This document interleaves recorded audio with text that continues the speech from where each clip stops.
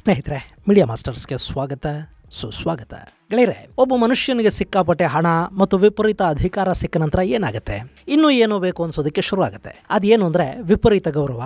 ಜಗತ್ತನ್ನು ನನ್ನ ಗೌರವಿಸಬೇಕು, ಶಾಶ್ವತವಾಗಿ ನೆನಪಿಟ್ಕೋಬೇಕು, ಜಗತ್ತಿನ ಅತ್ಯುನ್ನತ ಪ್ರಶಸ್ತಿಗಳು ಅಂತ ಯಾವೆಲ್ಲ ಇವೆ ಅವೆಲ್ಲ ನನಗೆ ಬೇಕು. ನನ್ನ ಹಾಗೆ ಈ ಹಿಂದೆ ಯಾರೆಲ್ಲ ಇದ್ದರು ಅವರೆಲ್ಲ ಏನು ತಗೊಂಡಿದ್ದಾರೆ ಅದಷ್ಟನ್ನು ನಾನು ತಗೋಬೇಕು. ನಮ್ಮಲ್ಲಿ ಗೊತ್ತಲ್ಲ, ಹಣ ಜಾಸ್ತಿ ಆದಮೇಲೆ ಶ್ರೀಮಂತರು ಪ್ರಶಸ್ತಿಗಳನ್ನು ಖರೀದಿ ಮಾಡೋದಕ್ಕೆ ಶುರು ಮಾಡ್ತಾರೆ. ಹೀಗಾಗಿನೇ ನಮ್ಮಲ್ಲಿ ಗೌರವ ಡಾಕ್ಟರೇಟ್ ಹೆಸರಲ್ಲಿ ವ್ಯಾಪಾರ ಶುರುವಾಗಿದೆ. ಯಾವನೋ ಸಾಮಾನ್ಯ ರಿಯಲ್ ಎಸ್ಟೇಟ್ನವನು ಗೌರವ ಡಾಕ್ಟರೇಟ್ ಪಡ್ಕೋತಾನೆ, ಇನ್ಯಾರೋ ಗಿಳಿಶಾಸ್ತ್ರದವನು ರಾಜ್ಯೋತ್ಸವ ಪ್ರಶಸ್ತಿಗೆ ಅರ್ಜಿ ಹಾಕ್ತಾನೆ, ಮತ್ಯಾರೋ ಸರಬರಾಜುದಾರ ಸಾಮಾಜಿಕ ಸೇವಾ ದುರಂಧರ ಅನ್ನೋ ಪ್ರಶಸ್ತಿಯನ್ನು ಖರೀದಿ ಮಾಡುವಾಗ ಅಮೆರಿಕಾದ ಅಧ್ಯಕ್ಷನಾದ ವ್ಯಾಪಾರಿಯೊಬ್ಬ ನೋಬೆಲ್ ಬಿಟ್ಟು ಇನ್ಯಾವ ಪ್ರಶಸ್ತಿಗೆ ಪ್ರಯತ್ನ ಪಡಬೇಕು? ಸೊ ನಮ್ಮ ಡೊನಾಲ್ಡ್ ಟ್ರಂಪ್ ಅವರು ಈಗ ನೋಬೆಲ್ ಶಾಂತಿ ಪ್ರಶಸ್ತಿಯನ್ನು ಬಯಸ್ತಾ ಇದ್ದಾರೆ. ಅದಕ್ಕಾಗಿ ಅವರ ಹೆಸರನ್ನು 4-6 ದೇಶಗಳು ಈಗಾಗಲೇ ರೆಕಮೆಂಡ್ ಕೂಡ ಮಾಡಿವೆ. ಹಾಗಾದರೆ ಟ್ರಂಪ್ಗೆ ನೋಬೆಲ್ ಕೊಡಲೇಬೇಕು ಅಂತ ಹೇಳ್ತಾ ಇರೋರು ಯಾರು? ಈ ಹಿಂದೆ ಅಮೆರಿಕಾದ ಯಾವೆಲ್ಲ ಅಧ್ಯಕ್ಷರು ನೋಬೆಲ್ ಪ್ರಶಸ್ತಿಗೆ ಪಾತ್ರ ಆಗಿದ್ರು? ನೋಬೆಲ್ ಅನ್ನೋದಕ್ಕಾದರೂ ಇವತ್ತು ನಿಜಕ್ಕೂ ಏನಾದರೂ ಉಳ್ಕೊಂಡಿದೆಯಾ? ಬನ್ನಿ ನೋಡೋಣ.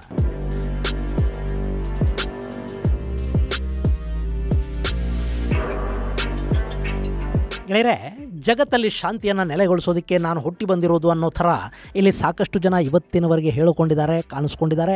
ಅದರಲ್ಲಿ ಈಗ ಹೊಸದಾಗಿ ಜಾಗ ಪಡ್ಕೊಳ್ತಾ ಇರೋದು ಅಮೆರಿಕಾದ ಅಧ್ಯಕ್ಷ ಡೊನಾಲ್ಡ್ ಟ್ರಂಪ್. ಟ್ರಂಪ್ ಅಧಿಕಾರವನ್ನು ವಹಿಸಿಕೊಂಡ ದಿನದಿಂದಲೂ ವಿಪರೀತ ಸುದ್ದಿಯಲ್ಲಿದ್ದಾರೆ. ಅಮೆರಿಕಾದ ಸಂವಿಧಾನದ ಪ್ರಕಾರ ಒಬ್ಬ ಮನುಷ್ಯ 2ಕ್ಕಿಂತ ಹೆಚ್ಚು ಬಾರಿ ಆ ದೇಶಕ್ಕೆ ಅಧ್ಯಕ್ಷನಾಗೋದಕ್ಕೆ ಸಾಧ್ಯ ಆಗೋದಿಲ್ಲ. ಸೊ ಟ್ರಂಪ್ ಅವರದ್ದಿದ್ದು 2ನೇ ಬಾರಿ. 3ನೇ ಬಾರಿ ಈಗಿನ ಸಂವಿಧಾನದ ಪ್ರಕಾರ ಅವಕಾಶ ಸಿಗೋದಿಲ್ಲ. ಆದರೆ ಜಗತ್ತು ತಮ್ಮನ್ನ ಶಾಶ್ವತವಾಗಿ ನೆನಪಿಟ್ಕೋಬೇಕು ಅನ್ನೋ ಆಸೆ ಎಲ್ಲರಿಗೂ ಇರೋ ಹಾಗೆ ಟ್ರಂಪ್ಗೆ ಸ್ವಲ್ಪ ಜಾಸ್ತಿನೇ ಇದೆ. ಅದಕ್ಕಾಗಿ ಅವರು ನೋಬೆಲ್ ಮೇಲೆ ಕಣ್ಣು ಹಾಕ್ಕೊಂಡಿದ್ದಾರೆ. ಸೊ ಜಾಗತಿಕ ಯುದ್ಧಗಳನ್ನು ಶುರು ಮಾಡಿಸೋದು, ನಿಲ್ಲಿಸೋದು, ಇದರಲ್ಲಿ ಅವರು ಈಗ ಬ್ಯುಸಿ ಆಗಿರೋ ಹಾಗೆ ಕಾಣ್ತಾ ಇದೆ. ಗೆಳೆಯರೆ, ಮೊನ್ನೆ ಟ್ರಂಪ್ ಭಾರತದ ಮೇಲೆ 50% ಟ್ಯಾರಿಫ್ ವಿಧಿಸಿದಾಗ ಟ್ರಂಪ್ನ ಹೆಂಗೆ ಹ್ಯಾಂಡಲ್ ಮಾಡಬೇಕು ಅನ್ನೋ ಬಗ್ಗೆ ಮೋದಿ ಅವರಿಗೆ ಕೆಲ ಸೀಕ್ರೆಟ್ಸ್ ಅನ್ನು ಹೇಳ್ತೀನಿ ಅನ್ನೋ ಥರ ಮಾತಾಡಿದ್ದು ಇಸ್ರೇಲಿನ ಪ್ರಧಾನಿ ನೆತನ್ಯಾಹು. ಅವರ ಆ ಮಾತನ್ನು ತಮಾಷೆಗೇನು ಹೇಳದಂತೆ ಕಾಣ್ತಾ ಇಲ್ಲ. ಯಾಕೆಂದರೆ ಟ್ರಂಪ್ನ ತುಂಬ ಚೆನ್ನಾಗಿ ಇವತ್ತು ಹ್ಯಾಂಡಲ್ ಮಾಡ್ತಾ ಇರೋದೇ ಇಸ್ರೇಲ್ ಹಾಗೂ ಹಮಾಸ್ ಸಂಘರ್ಷವನ್ನು ನಿಲ್ಲಿಸ್ತೀನಿ ಅಂತ ಹೇಳ್ತಲೇ ಟ್ರಂಪ್ ಇಡೀ ಗಾಜಾನ ಹಾಕ್ಕೊಂಡು ಬಿಡೋದಕ್ಕೆ ಅಲ್ಲಿ ರೆಸಾರ್ಟ್ ಸಿಟಿ, ಟೂರಿಸಂ ಡೆಸ್ಟಿನಿಯೊಂದನ್ನು ನಿರ್ಮಾಣ ಮಾಡಿ ವ್ಯಾಪಾರ ಮಾಡ್ಕೊಳ್ಳೋದಕ್ಕೆ ಒಂದು ಐಡಿಯಾನ ತೇಲಿಬಿಟ್ರು. ಇಡೀ ಅರಬ್ ಜಗತ್ತು ಅದು ಹೆಂಗೆ ಸಾಧ್ಯ ಅಂತ ಕೇಳ್ತು. ಯುದ್ಧ ಏನು ನಿಲ್ಲಿಲ್ಲ, ಆದರೆ ಒಂದು ತಾತ್ಕಾಲಿಕ ಕದನ ವಿರಾಮ ಅಲ್ಲಾಯಿತು. ಅದರ ಬೆನ್ನಲ್ಲೇ ಇಸ್ರೇಲ್ ಇರಾನಿನ ಮೇಲೆ ಬಿತ್ತು. ಹಾಗೆ ಬೀಳೋವಾಗ ಕೂಡ ನೋಡಿ, ಇರಾನ್ ನಿಮ್ಮ ಮಾತು ಕೇಳ್ತಿಲ್ಲ, ನಿಮ್ಮ ಜೊತೆ ನ್ಯೂಕ್ಲಿಯರ್ ಅಗ್ರಿಮೆಂಟ್ಗೆ ಗಡುವು ಮುಗಿದ ನಂತರ ಕೂಡ ಇರಾನಿಗಳು ಸಹಿ ಹಾಕ್ತಿಲ್ಲ, ಅವರಿಗೆ ಡೊನಾಲ್ಡ್ ಟ್ರಂಪ್ ಅವರನ್ನೇ ಎದುರಿಸೋಷ್ಟು ದುರಹಂಕಾರ ಬಂದುಬಿಟ್ಟಿದೆ ಅಂತ ಟ್ರಂಪ್ಗೆ ಹೇಳಿ ಇಸ್ರೇಲ್ ಇರಾನ್ ಮೇಲೆ ಬಿತ್ತು. ಅಲ್ಲಿ ದಿಕ್ಕು ತೋಚದ ಸ್ಥಿತಿಗೆ ತಲುಪಿದ್ದು ಅಮೆರಿಕ. ಈಗ ಇಸ್ರೇಲ್ ಪರ ನಿಂತು ಇರಾನ್ ಮೇಲೆ ದಾಳಿ ಮಾಡಬೇಕಾ ಅಥವಾ ಶಾಂತಿ ಮಂತ್ರವನ್ನು ಹೇಳಬೇಕಾ? ಹೇಳಿದರೆ ಯಾರು ಕೇಳ್ತಾರೆ? ಕಡೆಗೆ ಅಮೆರಿಕ ತಾನೂ 1-2 ಬಾಂಬ್ಗಳನ್ನು ಹಾಕಿದ ಶಾಸ್ತ್ರ ಮಾಡಿ ಆ ನಂತರ ಸೀಸ್ ಫೈರ್ಗೆ ಇಬ್ಬರನ್ನು ಒಪ್ಪಿಸಬೇಕಾಗಿ ಬಂತು. ಅಷ್ಟರಲ್ಲಿ ಕತಾರಲ್ಲಿ ಅಮೆರಿಕಾದ ಬೇಸ್ ಮೇಲೆ ಕೂಡ ಇರಾನ್ ಮಿಸೈಲ್ಗಳನ್ನು ಹಾರಿಸಿಯಾಗಿತ್ತು. ಆದರೂ ಅಮೆರಿಕ ಅವಮಾನವನ್ನು ಹೊರಗೆ ಹೇಳಿಕೊಳ್ಳದೆ ಸಂಧಾನಕ್ಕೆ ಇಸ್ರೇಲನ್ನು ಒಪ್ಪಿಸ್ತು. ಆದರೆ ಈಗಲೂ ಅಲ್ಲಿ ಎಲ್ಲ ಸರಿ ಹೋಗಿಲ್ಲ. ಇಸ್ರೇಲ್ ಗಾಜಾನ ಸಂಪೂರ್ಣವಾಗಿ ಹಾಕ್ಕೊಂಡು ಬಿಡುವ ತನ್ನ ನಿಲುವಿಗೆ ಬದ್ಧ ಆಗಿದೆ. ಅಲ್ಲಿ ಅಮೆರಿಕಾನ ಸರಿಯಾಗಿ ಹ್ಯಾಂಡಲ್ ಮಾಡೋದರಲ್ಲಿ ಇಸ್ರೇಲ್ ಯಶಸ್ವಿ ಕೂಡ ಆಗ್ತಾ ಇದೆ. ಅವರು ಗಾಜಾದ ಗುರಿಯನ್ನು ಸಾಧಿಸ್ತಾ ಇದ್ದಾರೆ. ಇನ್ನು ಭಾರತ ಮತ್ತು ಪಾಕಿಸ್ತಾನದ ನಡುವಿನ ಸಂಘರ್ಷ. ಅಲ್ಲಿ ಪಾಕಿಸ್ತಾನಕ್ಕೆ ಭಾರತದ ಜೊತೆ ಒಂದು ಸಣ್ಣ ಚಕಮಕಿ ಬೇಕಿತ್ತು. ಆ ಮೂಲಕ ಅವರ ಸೇನಾ ಮುಖ್ಯಸ್ಥ ತನ್ನ ಮಾರ್ಕೆಟನ್ನು ದೊಡ್ಡದು ಮಾಡ್ಕೋಬೇಕು ಅಂದ್ಕೊಂಡಿದ್ದ. ಆದರೆ ಹಾಗೆ ಸಣ್ಣಗಾಗುತ್ತೆ ಅಂದ್ಕೊಂಡ ಚಕಮಕಿ ಪಾಕಿಗಳಿಗೆ ದೊಡ್ಡ ಶಾಕನ್ನು ಕೊಡ್ತು. ಅವರ ಏರ್ ಬೇಸ್ಗಳನ್ನು ಬಿಡಿ, ರಹಸ್ಯವಾಗಿ ಅಮೆರಿಕ ಅಲ್ಲಿ ಅಡಗಿಸಿಟ್ಟಿದ್ದ ಅಣ್ವಸ್ತ್ರಗಳ ಗೋದಾಮಿನ ಬುಡಕ್ಕೂ ಭಾರತ ಬ್ರಹ್ಮೋಸ್ಗಳನ್ನು ನುಗ್ಗಿಸ್ತು. ಪಾಕಿಸ್ತಾನದ 6 ಯುದ್ಧ ವಿಮಾನಗಳನ್ನು ಭಾರತ ಹೊಡೆದು ಕೆಡುತ್ತು. ಹಾಗಂತ ಭಾರತದ ಚೀಫ್ ಏರ್ ಮಾರ್ಷಲ್ ಹೇಳಿದ್ದಾರೆ. ಅಲ್ಲಿಗೆ ಪಾಕ್ ಅಮೆರಿಕಾದ ಬಳಿಗೆ ಓಡಿ ಹೋಯಿತು. ಅಮೆರಿಕ ಭಾರತಕ್ಕೆ ಫೋನ್ ಮಾಡ್ತು. ಆಮೇಲೆ ಪಾಕಿಸ್ತಾನದ DGMO ಶಾಂತಿ, ಮಾಫಿ, ಸಾರಿ ಅಂತ ಕೇಳ್ಕೋತಾ ಬಂದ. ಭಾರತ ಕದನ ವಿರಾಮಕ್ಕೆ ಒಪ್ಪಿಗೆಯನ್ನು ಕೊಡ್ತು. ಇಲ್ಲಿ ಕೂಡ ಟ್ರಂಪ್ ಭಾರತ ಮತ್ತು ಪಾಕಿಸ್ತಾನದ ನಡುವೆ ಯುದ್ಧ ನಿಲ್ಲಿಸಿದ್ದು ನಾನೇ ಅಂತ ಹೇಳ್ಕೊಂಡ್ರು. ಅಷ್ಟೇ ಅಲ್ಲ, ಅಲ್ಲಿ ಅಣುಯುದ್ಧ ನಡೀತಿತ್ತು, ಅದನ್ನು ನಾವು ನಿಲ್ಲಿಸಿದ್ವಿ ಅಂತ ಹೇಳಿದರು. ಎಲ್ಲಿ ಅಣುಯುದ್ಧ? ಪಾಕಿಸ್ತಾನದ ಅಣ್ವಸ್ತ್ರಗಳ ಶಕ್ತಿ ಏನು? ಅದರ ರಿಮೋಟ್ ಪಾಕಿಗಳ ಹತ್ರ ಎಲ್ಲಿದೆ? ಅದಿರೋದು ಅಮೆರಿಕಾದ ಬಳಿ ಅಲ್ವಾ? ಆದರೂ ಟ್ರಂಪ್ ಅಣುಯುದ್ಧವನ್ನು ನಿಲ್ಲಿಸಿದ್ದಾಗಿ ಹೇಳಿಕೊಂಡು ಹೆಗಲ್ ತಟ್ಕೊಂಡ್ರು. ಅಲ್ಲಿ ಪಾಕಿಸ್ತಾನ ಉಳ್ಕೊಳ್ತು, ಜೀವದಾನ ಪಡ್ಕೊಳ್ತು. ಅದರ ಫಲವಾಗಿ ಅಮೆರಿಕಾದ ಅಧ್ಯಕ್ಷರ ಮಗನ ಕಂಪನಿಗೆ ಅಲ್ಲಿ ಕ್ರಿಪ್ಟೋ ಕರೆನ್ಸಿ ವ್ಯಾಪಾರಕ್ಕೆ ಬೇಕಾದ ವ್ಯವಸ್ಥೆಗಳಾಗ್ತಾ ಇವೆ. ಅಮೆರಿಕಾಗೆ ಬಲೂಚಿಸ್ತಾನವನ್ನು ಬರ್ಕೊಡೋದಕ್ಕೆ ಪಾಕ್ ಸಿದ್ಧತೆಗಳನ್ನು ಮಾಡಿಕೊಳ್ತಾ ಇದೆ. ಇನ್ನು ಕಾಂಬೋಡಿಯಾ ಮತ್ತು ಥೈಲ್ಯಾಂಡ್ ನಡುವಿನ ಸಂಘರ್ಷವನ್ನು ಮಲೇಷ್ಯಾದ ಮಧ್ಯಸ್ಥಿಕೆಯಲ್ಲಿ ಬಗೆಹರಿಸ್ಕೊಳ್ಳಾಯಿತು. ಆದರೆ ಅಲ್ಲಿ ಕೂಡ ಟ್ರಂಪ್ ನಾನೇ ಯುದ್ಧ ನಿಲ್ಲಿಸಿದ್ದು ಅಂತ ಜೋರಾಗಿ ಹೇಳ್ಕೊಂಡ್ರು. ಪಾಪ ಮಲೇಷ್ಯಾದ ದನಿ ಯಾರಿಗೂ ಕೇಳಿಸ್ಲೇ ಇಲ್ಲ. ಇನ್ನು ಈಗ ಪುತಿನ್ ಜೊತೆಯಲ್ಲಿ ಒಂದು ಮಾತುಕತೆಗೆ ಸಿದ್ಧತೆಗಳು ನಡೀತಾ ಇವೆ. ಪುತಿನ್ ಕೂಡ ಟ್ರಂಪ್ ಜೊತೆ ಮಾತಾಡೋದಾಗಿ ಹೇಳಿದ್ದಾರೆ. ಇಬ್ಬರು ನಾಯಕರ ನಡುವೆ ಮುಂದಿನ ವಾರ ಅಲಾಸ್ಕಾದಲ್ಲಿ ಅಥವಾ ಯುನೈಟೆಡ್ ಅರಬ್ ಎಮಿರೇಟ್ಸಲ್ಲಿ ಮಾತುಕತೆಗಳು ನಡೀಬಹುದು ಅಂತ ಹೇಳಲಾಗ್ತಾ ಇದೆ. ಒಂದು ವೇಳೆ ಇಲ್ಲೇನಾದರೂ ಪುತಿನ್ ಅವರ ಕಂಡೀಷನ್ಗಳನ್ನು ಅಮೆರಿಕ ಜೆಲೆನ್ಸ್ಕಿಗೆ ಹೇಳಿ ಒಪ್ಪಿಸಿದ್ರೆ ಆಗ ಆ ಯುದ್ಧವನ್ನು ನಿಲ್ಲಿಸಿದ್ದು ನಾನೇ ಅಂತ ಟ್ರಂಪ್ ಹೇಳ್ಕೊಳ್ಳೋದಕ್ಕೆ ಅವಕಾಶ ಇರುತ್ತೆ. ಅಲ್ಲಿ ಯುಕ್ರೇನ್ ಹಾಗೂ ರಷ್ಯಾ ಎರಡೂ ಕಾದಾಡಿ ಸುಸ್ತಾಗಿವೆ. ಸದ್ಯಕ್ಕೆ ಯುಕ್ರೇನ್ಗೆ ಅಮೆರಿಕ ಹಾಗೂ ಯುರೋಪಿಯನ್ ಯೂನಿಯನ್ಗಳ ಬೆಂಬಲ ನಿಂತೋದ್ರೆ ಆ ಯುದ್ಧ ತಾನಾಗಿ ನಿಂತು ಹೋಗುತ್ತೆ. ಬೆಂಬಲ ನಿಲ್ಲಿಸುವ ಕೆಲಸನ ಅಮೆರಿಕ ಮಾಡಬೇಕು. ಅದರ ಜೊತೆ ಮುಂದೆ ಯುಕ್ರೇನ್ ಮೇಲೆ ನಾವು ದಾಳಿ ಮಾಡೋದಿಲ್ಲ ಅನ್ನೋ ಭರವಸೆಯನ್ನು ಪುತಿನ್ ಕಡೆಯಿಂದ ಕೊಡಿಸಬೇಕು. ಅಷ್ಟು ಮಾಡೋದಕ್ಕೆ ಟ್ರಂಪ್ಗೆ ಸಾಧ್ಯ ಆಗುತ್ತಾ? ಇದನ್ನು ಕಾದು ನೋಡಬೇಕು. ಇನ್ನು ಅಜರ್ಬೈಜಾನ್ ಮತ್ತು ಆರ್ಮೇನಿಯಾ ಗೊತ್ತಲ್ಲ ನಿಮಗೆ, ಅವರಿಬ್ಬರು ಅಲ್ಲಿನ ಒಂದಷ್ಟು ಭೂಭಾಗಕ್ಕಾಗಿ ಕಾದಾಡ್ತಾ ಇದ್ದಾರೆ. ಎರಡೂ ದೇಶಗಳ ನಡುವೆ ವೈಟ್ ಹೌಸಲ್ಲೊಂದು ಪೀಸ್ ಡೀಲ್ಗೆ ಸಹಿ ಬಿದ್ದಿದೆ. ಅದರ ಪೌರೋಹಿತ್ಯ ಕೂಡ ಟ್ರಂಪ್ ಅವರೇ ವಹಿಸಿಕೊಂಡಿದ್ದಾರೆ. ಇನ್ನು ಅಮೆರಿಕ ಅಧ್ಯಕ್ಷರು ಇಷ್ಟೆಲ್ಲ ಯಾಕೆ ಮಾಡ್ತಾ ಇದ್ದಾರೆ? ಒಂದು ಕಡೆ ಟ್ಯಾರಿಫ್ ಮೂಲಕ ಜಗತ್ತನ್ನು ವ್ಯಾಪಾರ ಯುದ್ಧಕ್ಕೆ ತಳ್ಳುತ್ತಾ, ಮತ್ತೊಂದು ಕಡೆ ನಾನಾ ದೇಶಗಳ ನಡುವಿನ ಯುದ್ಧ ನಿಲ್ಲಿಸಿದ್ದು ನಾನೇ ಅಂತ ಡಂಗುರ ಹೊಡ್ಕೊಳ್ಳೋ ಈ ಪ್ರಯತ್ನ ಯಾಕೆ ಅಂದರೆ ನೋಬೆಲ್ ಪ್ರಶಸ್ತಿಯನ್ನು ಪಡ್ಕೊಳ್ಳೋದಕ್ಕೆ. ನಾನು ಆಗಲೇ ಹೇಳಿದ್ನಲ್ಲ, ಎಲ್ಲ ಸಿಕ್ಕಿದ ಮೇಲೆ ಇದಕ್ಕಿಂತ ದೊಡ್ಡದಿನ್ನೇನೋ ಬೇಕು ಅನ್ನೋ ಆಸೆ. ಗೆಳೆಯರೆ, ಈ ಹಿಂದೆ ಅಮೆರಿಕದ 4 ಅಧ್ಯಕ್ಷರಿಗೆ ಶಾಂತಿ ನೋಬೆಲ್ ಪುರಸ್ಕಾರ ಸಿಕ್ಕಿದೆ.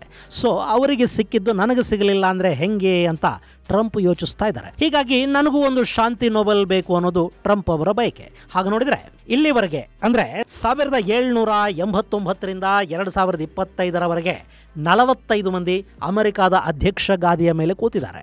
ಅವರಲ್ಲಿ ಹೆಚ್ಚು ವರ್ಷ ಅಧ್ಯಕ್ಷರಾಗಿದ್ದವರು ಫ್ರಾಂಕ್ಲಿನ್ ಡಿ ರೂಸ್ವೆಲ್ಟ್. ಅವರು ಒಟ್ಟು 4422 ದಿನಗಳ ಕಾಲ ಅಂದರೆ 3 ಅವಧಿಗಳಿಗೆ ಅಂದರೆ ಸರಿಸುಮಾರು 12 ವರ್ಷಗಳ ಕಾಲ ಫ್ರಾಂಕ್ಲಿನ್ ಡಿ ರೂಸ್ವೆಲ್ಟ್ ಅಮೆರಿಕಾದ ಅಧ್ಯಕ್ಷರಾಗಿದ್ದರು.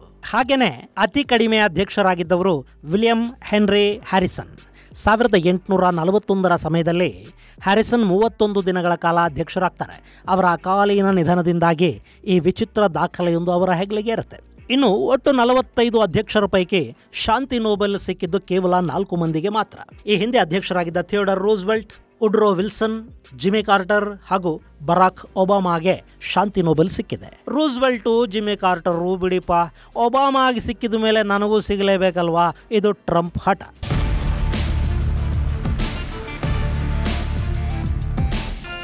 ಗೆಳೆಯರೆ, ನೋಬೆಲ್ ಶಾಂತಿ ಪ್ರಶಸ್ತಿಗೆ ಪಾತ್ರರಾದ ಅಮೆರಿಕದ ಮೊದಲ ಅಧ್ಯಕ್ಷ ಥಿಯೋಡರ್ ರೂಸ್ವೆಲ್ಟ್. ಅವರಿಗೆ 1906ರಲ್ಲಿ ಪ್ರಶಸ್ತಿಯನ್ನು ಕೊಡಲಾಗುತ್ತೆ. ರೂಸ್ವೆಲ್ಟ್ 1904ರಲ್ಲಿ ಶುರುವಾಗಿದ್ದ ರಷ್ಯಾ ಮತ್ತು ಜಪಾನ್ ನಡುವಿನ ಯುದ್ಧವನ್ನು ನಿಲ್ಲೋ ಹಾಗೆ ಮಾಡ್ತಾರೆ ಅನ್ನೋ ಕಾರಣಕ್ಕೆ ಅವರು ನೋಬೆಲ್ಗೆ ಪಾತ್ರರಾಗ್ತಾರೆ. 1905ರಲ್ಲಿ ನಡೆದ ಟ್ರೀಟಿ ಆಫ್ ಪೋರ್ಟ್ಸ್ಮೌತ್ಗೆ ರಷ್ಯಾ ಹಾಗೂ ಜಪಾನ್ ಎರಡು ಸಹಿ ಹಾಕೋದ್ರ ಮೂಲಕ ಆ ಯುದ್ಧ ನಿಲ್ಲುತ್ತೆ. ಅಲ್ಲಿ ಜಪಾನ್ನ ವಿಜಯಿ ಅಂತ ಘೋಷಿಸಲಾಯಿತು. ರಷ್ಯನ್ ಸಾಮ್ರಾಜ್ಯ ಅವತ್ತು ಸಾಕಷ್ಟು ಪ್ರದೇಶಗಳನ್ನು ಕಳ್ಕೋಬೇಕಾಯಿತು. ಅಷ್ಟೇ ಅಲ್ಲದೆ ಇವತ್ತು ಚೈನಾದ ಭಾಗ ಆಗಿರುವ ಮಂಚೂರಿಯಾ ಪ್ರದೇಶ ಹಾಗೆ 2 ಕೊರಿಯಾಗಳು ಅವತ್ತು ಜಪಾನ್ನ ವಶಕ್ಕೆ ಸಿಕ್ಕಿದ್ವು. ಹಾಗೇನೆ ರಷ್ಯಾದ ವಶದಲ್ಲಿನ ಸಖಾಲಿನ್ ಪ್ರದೇಶವನ್ನು ಕೂಡ ಜಪಾನ್ ತನ್ನ ಹಿಡಿತಕ್ಕೆ ತಗೊಳ್ತು. ಸೊ ಜಪಾನಿಯರ ಅಗ್ರೆಷನ್ ಅನ್ನು ತಡೆದು ಕದನ ವಿರಾಮವನ್ನು ಘೋಷಿಸುವಂತೆ ಮಾಡಿದ ಅಮೆರಿಕಾದ ಅಧ್ಯಕ್ಷರಿಗೆ 1906ರಲ್ಲಿ ಶಾಂತಿ ನೋಬೆಲ್ ಅನ್ನು ಕೊಡಲಾಯಿತು. ಇನ್ನು 2ನೇ ನೋಬೆಲ್ ಪ್ರಶಸ್ತಿಗೆ ಭಾಜನರಾದವರು ವುಡ್ರೋ ವಿಲ್ಸನ್. ಈ ಜಗತ್ತು ಕಂಡ ಮೊದಲನೇ ಮಹಾಯುದ್ಧವನ್ನು ನಿಲ್ಲಿಸಿ ಮತ್ಯಾವತ್ತೂ ಕೂಡ ಜಗತ್ತು ಇಂಥ ಮಹಾಯುದ್ಧಕ್ಕೆ ಮುಂದಾಗಬಾರದು ಅನ್ನೋ ಕಾರಣಕ್ಕೆ ಲೀಗ್ ಆಫ್ ನೇಷನ್ಸ್ ಸ್ಥಾಪನೆಗೆ ಬೆನ್ನೆಲುಬಾಗಿ ನಿಂತವರು ಅಮೆರಿಕಾದ ಅವತ್ತಿನ ಅಧ್ಯಕ್ಷ ವುಡ್ರೋ ವಿಲ್ಸನ್. ಆದರೆ ಅವತ್ತು ಅಮೆರಿಕಾಗೆ ಈ ಲೀಗ್ ಆಫ್ ನೇಷನ್ನ ಸೇರೋದಕ್ಕಾಗಲಿಲ್ಲ. ಅದಕ್ಕಲ್ಲಿ ಅಮೆರಿಕಾದ ರಾಜಕೀಯ ಅವಕಾಶವನ್ನು ಕೊಡಲಿಲ್ಲ. ಒಂದು ವೇಳೆ ಅಮೆರಿಕ ಏನಾದರೂ ಲೀಗ್ ಆಫ್ ನೇಷನ್ನ ಭಾಗ ಆಗಿಬಿಟ್ಟಿದ್ರೆ ಮೋಸ್ಟ್ಲಿ ಎರಡನೇ ಮಹಾಯುದ್ಧ ಅನ್ನೋದು ನಡೀತಿರಲಿಲ್ವೋ ಏನೋ. ಆದರೆ ಮೊದಲ ಯುದ್ಧವನ್ನು ನಿಲ್ಲಿಸಿ ಶಾಂತಿಯನ್ನು ಕಾಪಾಡಿದ ಕಾರಣದಿಂದ ವುಡ್ರೋ ವಿಲ್ಸನ್ಗೆ 1919ರಲ್ಲಿ ನೊಬೆಲ್ ಶಾಂತಿ ಪ್ರಶಸ್ತಿಯನ್ನು ಕೊಡಲಾಯಿತು. ಹಾಗೆ ಅಮೆರಿಕಾದ ಅಧ್ಯಕ್ಷರೊಬ್ಬರು ಮತ್ತೊಂದು ಶಾಂತಿ ನೊಬೆಲನ್ನು ಪಡ್ಕೊಳ್ಳೋದಕ್ಕೆ ಸರಿಸುಮಾರು 83 ವರ್ಷಗಳ ಕಾಲ ಕಾಯಬೇಕಾಗಿ ಬಂತು. 2002ರಲ್ಲಿ ಅಮೆರಿಕಾದ ಮಾಜಿ ಅಧ್ಯಕ್ಷ ಜಿಮ್ಮಿ ಕಾರ್ಟರ್ ಅವರಿಗೆ ಶಾಂತಿ ನೊಬೆಲ್ ಸಿಕ್ತು. ಕಾರ್ಟರ್ 1977ರಿಂದ 1981ರವರೆಗೆ ಅಮೆರಿಕಾದ ಅಧ್ಯಕ್ಷರಾಗಿದ್ದರು.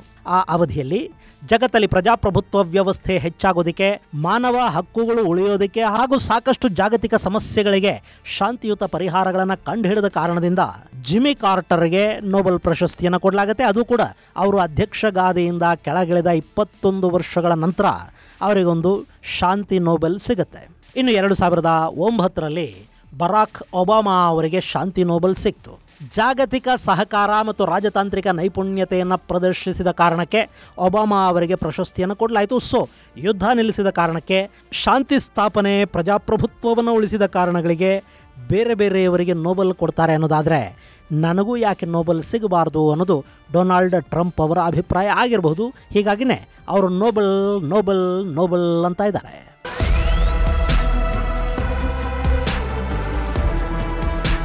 ಇನ್ನು ಈಗ ಟ್ರಂಪ್ ಅವರಿಗೆ ನೊಬೆಲ್ ಕೊಡಬೇಕು ಅಂತ ಹೇಳ್ತಾ ಇರೋರ ಪಟ್ಟಿಯನ್ನು ನೋಡಿದರೆ ಪಾಕಿಸ್ತಾನ ಈ ಪಟ್ಟಿಯಲ್ಲಿ ಮೊದಲ ಸ್ಥಾನದಲ್ಲಿ ನಿಲ್ಲುತ್ತೆ. ಅಲ್ಲಿ ಪಾಕಿಸ್ತಾನಕ್ಕೆ ಈಗ ಅಮೆರಿಕಾದ ನೆರಳಿನ ಅಗತ್ಯ ಇದೆ. ಹೀಗಾಗಿ ಅವರು ಟ್ರಂಪ್ ಬಂದಾಗನಿಂದಲೂ ಅವರಿಗೆ ಬೆಣ್ಣೆ ಹಚ್ಚುತ್ತಲೇ ಇದ್ದಾರೆ. ಹಾಗೆಯೇ ಆಪರೇಷನ್ ಸಿಂಧೂರನ್ನು ನಿಲ್ಲಿಸಿದ ನಂತರ ಅಂತೂ ಅಮೆರಿಕಾದ ಅಧ್ಯಕ್ಷರು ಶೂ ಪಾಲಿಶ್ ಮಾಡ್ಕೊಳ್ಳೋದಕ್ಕೆ ಬ್ರಷ್ ಅನ್ನು ಬಳಸ್ತಾ ಇಲ್ಲಂತೆ. ಮುನೀರನ ನಾಲಿಗೆಯನ್ನೇ ಬಳಕೆ ಮಾಡ್ತಿದ್ದಾರೆ ಅನ್ನೋ ಜೋಕ್ ಒಂದು ಪಾಕಿಸ್ತಾನದಲ್ಲಿ ಪ್ರಚಲಿತದಲ್ಲಿದೆ. ತಪ್ಪೇನಿಲ್ಲ, ಯಾಕೆಂದರೆ ಯುದ್ಧ ಮುಂದುವರೆದಿದ್ರೆ ಪಾಕ್ ಏನೇನು ಕಳ್ಕೊಳ್ತಾ ಇತ್ತು ಅನ್ನೋದಕ್ಕಿಂತ ಮುನೀರ್ ಕಳೆದು ಹೋಗ್ತಾ ಇದ್ದ. ಅದರಲ್ಲಿ ಕದನ ವಿರಾಮಕ್ಕೆ ಅವಕಾಶ ಸಿಕ್ಕಿದ್ದು ಯುದ್ಧ ಸೋತ್ರು ಮುನೀರ್ ಫೀಲ್ಡ್ ಮಾರ್ಷಲ್ ಆಗೋದಕ್ಕೆ ಸಾಧ್ಯ ಆಯಿತು. ಹೀಗಾಗಿ ನನ್ನನ್ನು ಫೀಲ್ಡ್ ಮಾರ್ಷಲ್ ಮಾಡಿಸಿದ ಟ್ರಂಪ್ಗೆ ನೊಬೆಲನ್ನು ಕೊಡಿ ಅಂತ ಮುಲ್ಲಾ ಜನರಲ್ ಹೇಳ್ತಾ ಇದೆ. ಇನ್ನು ಈ ಪಟ್ಟಿಯಲ್ಲಿ ಆರ್ಮೇನಿಯಾ, ಅಜರ್ಬೈಜಾನ್ಗಳು ಕೂಡ ಕಾಣಿಸ್ಕೊಂಡಿವೆ. ಡೊನಾಲ್ಡ್ ಟ್ರಂಪ್ ಅಜರ್ಬೈಜಾನ್ ಹಾಗೂ ಆರ್ಮೇನಿಯಾ ನಡುವೆ ಕದನ ವಿರಾಮವನ್ನು ಘೋಷಣೆ ಮಾಡಿಸಿ ಒಪ್ಪಂದಕ್ಕೆ ಎರಡೂ ದೇಶಗಳಿಂದ ಸಹಿ ಹಾಕಿಸಿದ್ದಾರೆ. ಹೀಗಾಗಿ ಆರ್ಮೇನಿಯಾ ಹಾಗೂ ಅಜರ್ಬೈಜಾನ್ಗಳು ಕೂಡ ಟ್ರಂಪ್ಗೆ ನೊಬೆಲ್ ಕೊಡಬೇಕು ಅಂತ ಹೇಳ್ತಾ ಇವೆ. ಹಾಗೆಯೇ ಥೈಲ್ಯಾಂಡ್ ಮತ್ತು ಕಾಂಬೋಡಿಯಾಗಳು ಕೂಡ ಟ್ರಂಪ್ಗೆ ನೊಬೆಲ್ ಕೊಡಿ ಅಂತ ಶಿಫಾರಸು ಮಾಡ್ತಾ ಇವೆ. ಈಗ ಇವುಗಳ ಜೊತೆ ಇಸ್ರೇಲ್ನ ನೆತನ್ಯಾಹು ಕೂಡ ಟ್ರಂಪ್ ಅವರಿಗೊಂದು ಶಾಂತಿ ನೊಬೆಲ್ ಅಂತೆ ಕೊಟ್ಟು ಬಿಡ್ರಪ್ಪ ಅಂತ ಹೇಳ್ತಾ ಇದ್ದಾರೆ. ಸೊ ಡೊನಾಲ್ಡ್ ಟ್ರಂಪ್ ಅವರ ನೊಬೆಲ್ ಕನಸಿಗೆ ಈ ದೇಶಗಳು ನೀರೆರಿತಾ ಇವೆ. ಇನ್ನು ರಷ್ಯಾ ಯುಕ್ರೇನ್ ಯುದ್ಧಕ್ಕೂ ಒಂದು ತಾರ್ಕಿಕ ಅಂತ್ಯ ಸಿಕ್ಕಿದ್ದೆ. ಆದರೆ ಯುರೋಪಿನ ಅತಿ ದೀರ್ಘಕಾಲದ ಯುದ್ಧವೊಂದನ್ನು ನಿಲ್ಲಿಸಿದ ಕೀರ್ತಿಯನ್ನ ಡೊನಾಲ್ಡ್ ಟ್ರಂಪ್ ಗ್ಯಾರಂಟಿ ತಮ್ಮ ತಲೆ ಮೇಲೆ ತಗೋತಾರೆ. ಮಾಡದೇ ಇರೋದನ್ನೇ ನಾನು ಮಾಡಿದ್ದು ಅಂತ ಹೇಳ್ಕೊಳ್ಳೋರು ರಷ್ಯಾ ಯುಕ್ರೇನ್ ಯುದ್ಧದ ದೊಡ್ಡ ಕ್ರೆಡಿಟನ್ನು ಬಿಟ್ಟು ಬಿಡ್ತಾರಾ? ಆದರೆ ಅದಕ್ಕೆ ಯುರೋಪ್ ಹೇಗೆ ಪ್ರತಿಕ್ರಿಯಿಸುತ್ತೆ? ಈಗಾಗಲೇ ರಷ್ಯಾ ಆಕ್ರಮಿಸಿಕೊಂಡಿರೋ ಭೂಭಾಗವನ್ನು ಅವರಿಗೆ ಬಿಡೋದಕ್ಕೆ ಯುಕ್ರೇನ್ನ ಜೆಲೆನ್ಸ್ಕಿ ಒಪ್ತಾರಾ? ಹಾಗೇನಾದರೂ ಒಪ್ಪಿದ್ರೆ ಆ ನಂತರ ಆತನಿಗೆ ಅಮೆರಿಕ ಅಥವಾ ಬ್ರಿಟನ್ಗಳು ಆಶ್ರಯ ಕೊಡುತ್ವಾ? ಯಾಕೆಂದರೆ ಭೂಪ್ರದೇಶವನ್ನು ಬಿಟ್ಟುಕೊಟ್ಟು ಸಂಧಾನ ಮಾಡ್ಕೊಳ್ಳೋದೇ ಆಗಿದ್ದರೆ ಆ ಕೆಲಸವನ್ನು ಆತ ಯಾವತ್ತೋ ಮಾಡಿಬಿಡಬಹುದಿತ್ತು. ಇಷ್ಟು ಜನರ ಸಾವಿಗೆ ಕಾರಣವಾಗಬೇಕಾದ ಅಗತ್ಯ ಇರಲಿಲ್ಲ. ಇಂಥದ್ದೊಂದು ಆಕ್ರೋಶ ಜೆಲೆನ್ಸ್ಕಿಯ ವಿರುದ್ಧ ಯುಕ್ರೇನ್ನಲ್ಲಿ ಖಂಡಿತ ಶುರುವಾಗುತ್ತೆ. ಸೊ ಆತನಿಗೂ ಕದನ ವಿರಾಮದ ನಂತರ ಬೇರೆ ದೇಶದಲ್ಲೊಂದು ಆಶ್ರಯದ ವ್ಯವಸ್ಥೆಯನ್ನು ಅಮೆರಿಕ ಮಾಡಬೇಕಾಗತ್ತೆ. ಇದೆಲ್ಲದಕ್ಕಿಂತ ಮಿಗಿಲಾಗಿ ಯುರೋಪ್ ಇಂಥದ್ದೊಂದು ಸಂಧಾನಕ್ಕೆ ಅವಕಾಶವನ್ನು ಕೊಡುತ್ತಾ ಅನ್ನೋದನ್ನು ಕೂಡ ಕಾದು ನೋಡಬೇಕು. ಇನ್ನು ಟ್ರಂಪ್ ತುಂಬ ಬಯಸಿದ್ರೆ ನೊಬೆಲ್ ಸಿಗಬಹುದು. ಅದಕ್ಕಾಗಿ ಅಲ್ಲಿ ಲಾಬಿ ಮಾಡೋದಕ್ಕೆ ಜನ ಇದ್ದೇ ಇದ್ದಾರೆ. ಅಲ್ಲ, ಅವನು ಯಾರೋ ಬಾಂಗ್ಲಾದ ಸ್ಮಾಲ್ ಫೈನಾನ್ಸ್ ಗಿರಾಕಿಗೆ ನೊಬೆಲ್ ಸಿಕ್ಕಿದೆ ಅಂದಮೇಲೆ ಅಮೆರಿಕಾದ ಅತ್ಯಂತ ಶ್ರೀಮಂತ, ಬಹುಪತ್ನಿ ವಲ್ಲಭ, ಭಯಾನಕ ವ್ಯಾಪಾರಿ, ಶಾಂತಿದೂತ ಡೊನಾಲ್ಡ್ ಟ್ರಂಪ್ಗೆ ನೊಬೆಲ್ ಸಿಗೋದಿಲ್ವೇ? ನೊಬೆಲ್ಗೂ ಲಾಬಿ ಮಾಡಲೇಬೇಕು. ಇದು ಗೆಳೆಯರೆ ಟ್ರಂಪ್ ಅವರ ನೊಬೆಲ್ ಕನಸಿನ ಕಥೆ. ಮುಂದಿನ ಸಂಚಿಕೆಯಲ್ಲಿ ಮತ್ತಷ್ಟು ವಿಶೇಷಗಳ ಜೊತೆ ಮತ್ತೆ ಭೇಟಿಯಾಗೋಣ. ಅಲ್ಲಿವರೆಗೆ ಜೈ ಹಿಂದ್, ಜೈ ಕರ್ನಾಟಕ.